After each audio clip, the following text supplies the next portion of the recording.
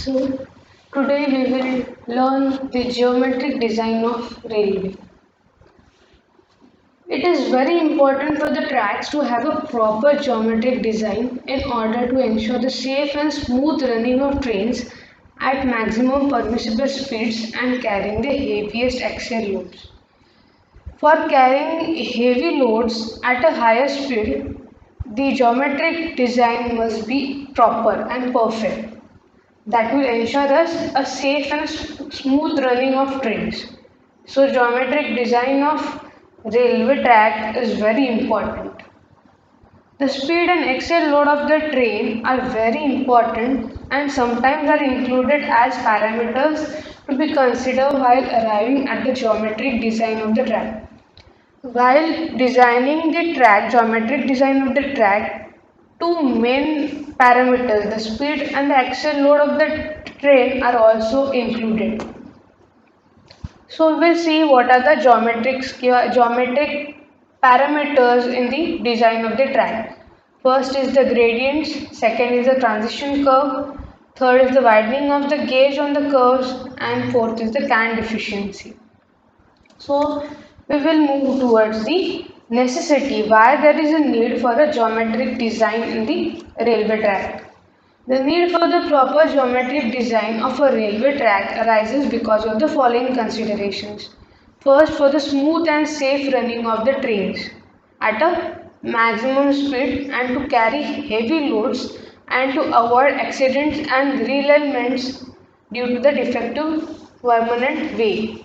If the permanent way or the geometric design of the permanent way is not perfect, then it will lead to the accidents and derailment of the tracks. So to avoid this, geometric design is necessary.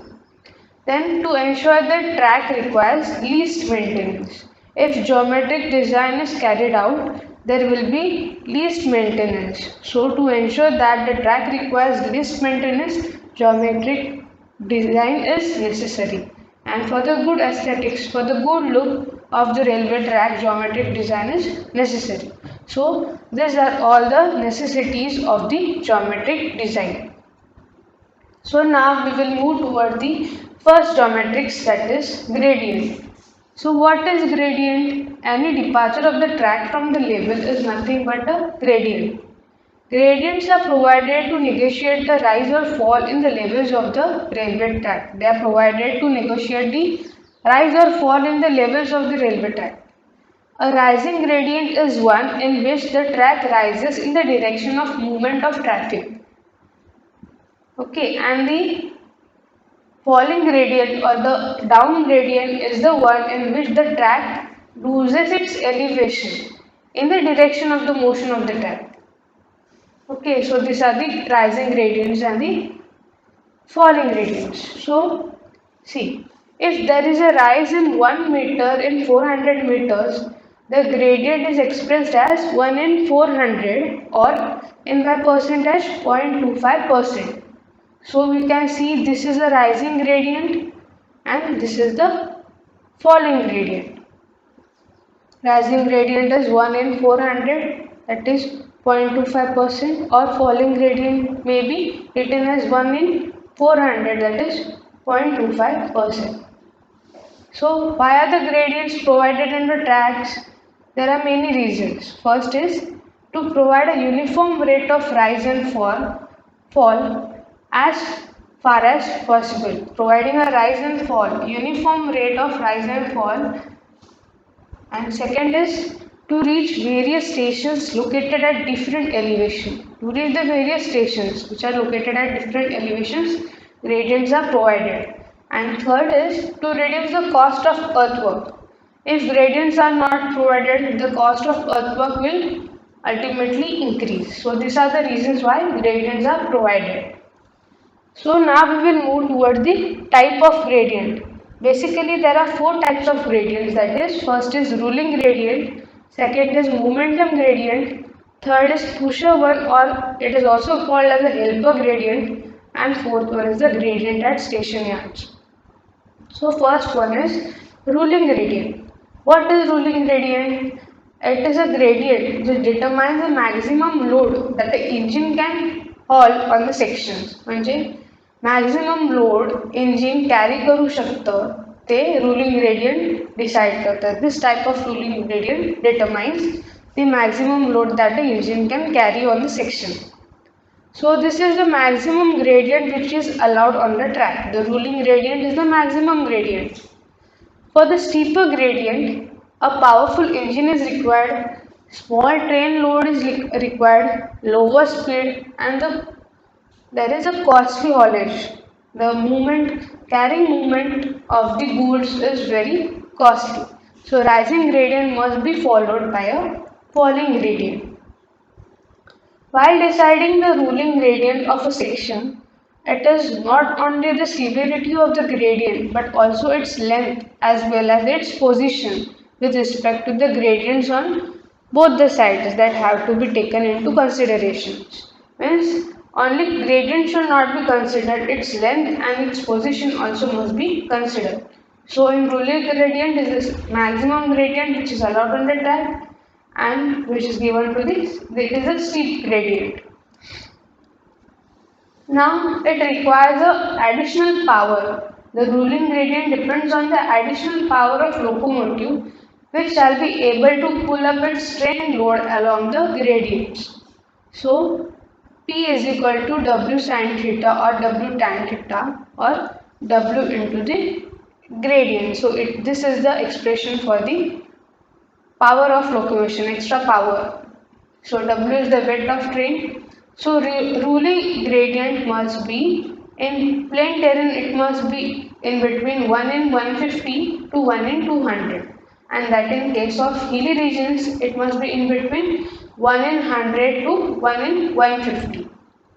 So we will see a numerical on the ruling gradient. So question is, if a train weighing 500 tons travels a rising slope of 1 meter in 100 meter, the additional force is required. So we know the equation that P is equal to W into gradient. Here gradient is given and the weight is given. So multiply it, we get the additional force which is required. So the second type is momentum gradient. Momentum gradient is the steeper than the ruling gradient and can be overcome by a train because of the momentum it gathers while running on the sections. For example, in a valley, a falling gradient is usually followed by a rising gradient. In such a situation, a train coming down a falling gradient acquires good speed and momentum, which gives additional kinetic energy to the train and allows it to overcome the gradients which are steeper than the ruling gradients. म्हणजे काय, ह्या इमेजमध्ये बघा, हा falling gradient आहे आणि हा rising gradient आहे. जेव्हा ट्रेन फॉलिंग ग्रेडियंटवरनं पास होऊन रायझिंग ग्रेडियंटवर जाते त्यावेळी जो ग्रेडियंट असतो that is called as momentum gradient. See this is falling one and this is rising one. मतलब हायर स्पीडमुळे ती ट्रेन वरती रायझिंग ग्रेडियंटने ही पास होते easily. So in sections with momentum gradients there are no obstacles provided in the form of signals. So आता इथे जर ऑब्स्टॅकल टाकलं गाडी ट्रेन थांबली तर प्रॉब्लेम होईल. सो इथे काही सिग्नल्स वगैरे प्रोव्हाइड करत नाहीत कारण the train is moving from a falling gradient to rising gradient. मग त्या स्पीडने ती जायला पाहिजे. जर मध्ये सिग्नल्स वगैरे दिले ऑब्स्टॅकल्स वगैरे दिले तर ती मोमेंटम येणार नाही, त्या स्पीडने ट्रेन रायझिंग ग्रेडियंटवरनं मूव्ह होणार नाही. So this is what momentum gradient is. Then we will see the pusher one or the helper gradient. In hilly areas, the rate of rise of terrain becomes very important when trying to reduce the length of the railway line. For example, high point है and high point है. One point is located below zero level. Suppose there is a datum line having zero depth. So one point is located in the zero depth and other point is located at 10 meters.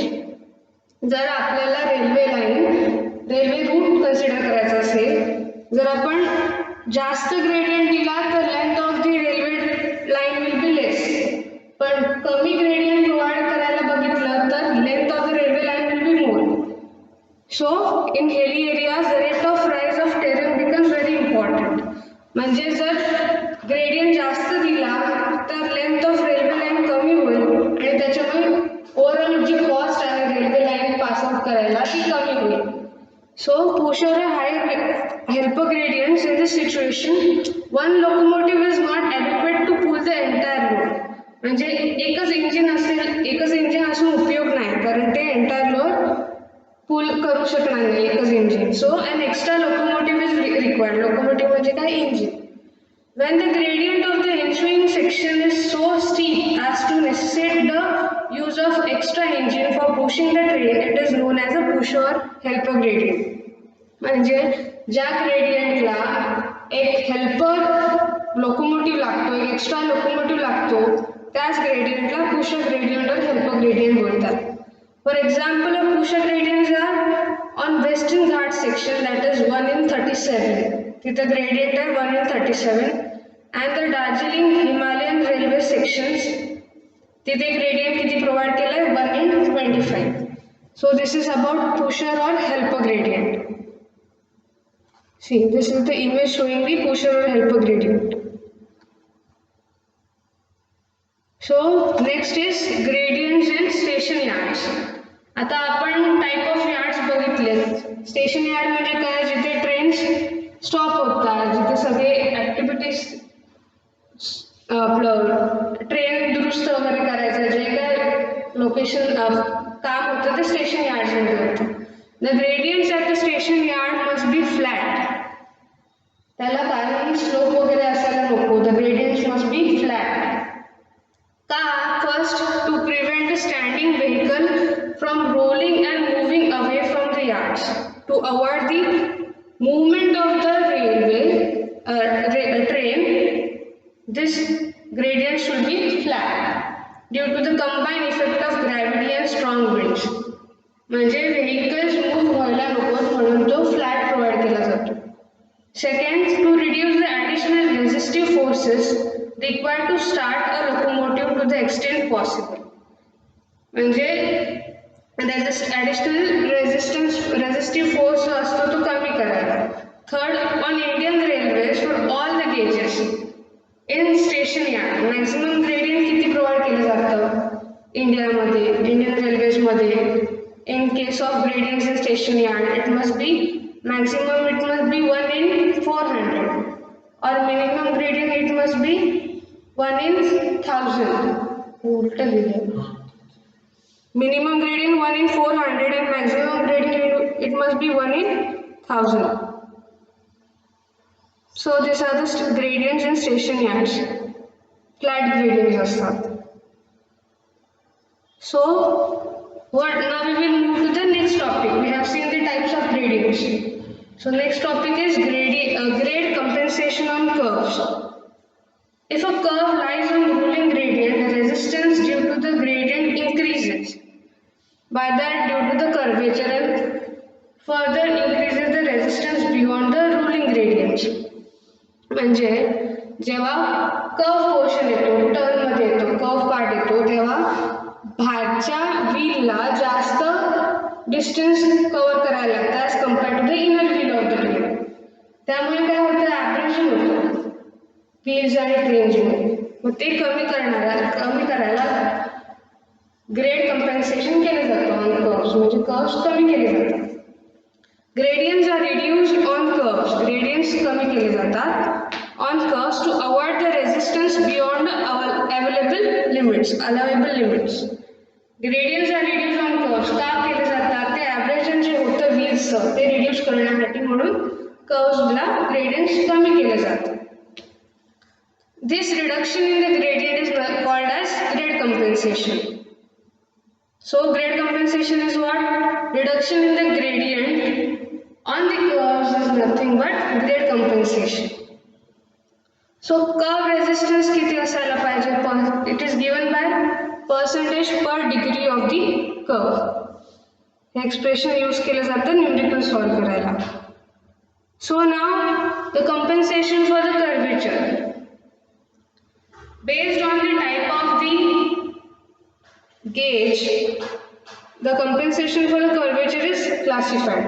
So for on broad gauge track, 0.04% per degree of curve or 75 R whichever is minimum. म्हणजे ह्या दोघांपैकी कुठलं कमी असेल ते आपण implement करणार. On MG tracks, 0.03% per degree of curves or 52.5 divided by R, whichever is less. And on NG tracks, 0.02% per degree of curve or 35 divided by R, whichever is minimum, where R is the radius of curves in meters. So now we will move to the next topic, that is speed of the train. So speed of the train depends on the strength of the track and the power of locomotive. म्हणजे ट्रॅकची strength काय आहे, किती strength आहे, की ते किती load carry करेल आणि कुठल्या स्पीडने ट्रेन जाऊ शकते त्याच्यावरती ट्रेनची स्पीड डिपेंड आहे. अँड पॉवर ऑफ लोकोमोटिव्ह, इंजिनचं पॉवर किती आहे त्याच्यावरती speed of the train depend आहे. So in India maximum speed achieved by the locomotives is for BG it is 96 kilometers per hour. For MG it is 72 kilometers per hour and for NG it is 40 kilometers per hour. So now we will move towards the topic, what is safe speed on curves. What speed must be there on the curves. Curves मध्ये speed कमीच असायला पाहिजे, जर जास्त असेल तर ते out of the track trains आहे. So speed which is safe from danger of overturning or derailment is nothing but safe speed on curves. The speed to negotiate curves safely depends on the gauge of the track, the radius of the track, the distance at which the resultant of the weight of vehicle and the centrifugal force acts from the center of the track. Fourth is the amount of super elevation provided, and fifth is the presence of or absence of transition curves at the end of the circular curve. Main काय आहे की gauge radius हे main parts आहेत to ensure the safe speed on curves, आणि the distance at which the resultant of the weight of vehicle and the centrifugal force acts from the centre of the track. And super elevation and transition curve हे part आपण next पार्टमध्ये बघू. So formulas for safe speed on curves. So these are the formulas as per the type of tracks. On BG track, on MG track and on NG track. So now we will see what is radius and degree of a curve. The main curved portion of a railway track is kept circular. जो railway ट्रॅकचा main part आहे तो सर्क्युलरच ठेवला जातो at every point, म्हणजे radius same असायला पाहिजे प्रत्येक पॉईंटला त्या कर्वला. The radius of railway curve is sometimes represented by the degree of curve. So now what is degree of a railway curve. The angle which is subtended at the centre of the curve by an arc of 30 meter length is defined as the degree of curve. See हा 30 centimeter arc आहे. The angle subtended at the center of the curve, हा angle by an arc of 30 meter length is defined as the degree of curve. The relationship between the radius and degree of curve काय आहे, जिथे r is the radius of curve in meters, let d with the degree of curve, and now total circumference. सर्कलचा total circumference काय आहे 2 pi r. Therefore for 30 meters r makes an angle d by 30 r is equal to 360 by 2 pi r. ह्याच्यात main काय आहे हा formula फक्त लक्षात ठेवायला पाहिजे. The relation between the radius and degree of the curve. Degree of curve is equal to 1720 divided by r.